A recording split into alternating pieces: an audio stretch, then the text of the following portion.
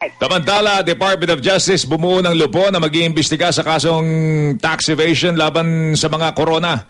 Alamin natin ang palitang yan mula kay Cecil Villarosa. Sil.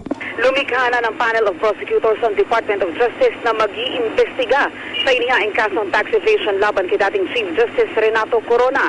Bukod sa dating punong maestrado, kasama rin sa mga sinampahan ng reklamo ng Bureau of Internal Revenue sa DOJ ang anak ni Corona na si Maria Carla Beatriz Castillo at ang asawa nitong si Dr. Constantino Castillo.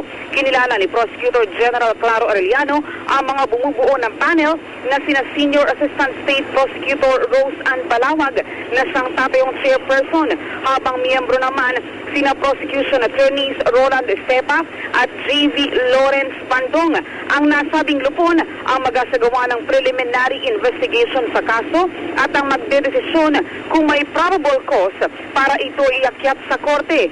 Una ng tinukoy ni Justice Undersecretary Francisco Baraan na posibleng sa loob ng 60 araw ay makapagpalabas na ng resolusyon ang DOJ. Ang kasong tax evasion ay inihain ng BIR makaraang matuklasan ang di umuloy hindi pagkakatugma sa idineklarang kita ni Corona sa kanyang tax return kumpara naman sa kanyang mga idineklarang pag-aari sa kanyang Statement of Assets, Liabilities and Net Worth o SALN. Aabot sa 120.5 million pesos ang kabuwang utang sa buwis na hinahabol ng gobyerno mula kay Corona, habang aabot naman sa mahigit 30 milyong piso ang halaga ng tax liability ng mag-asawang Castillo.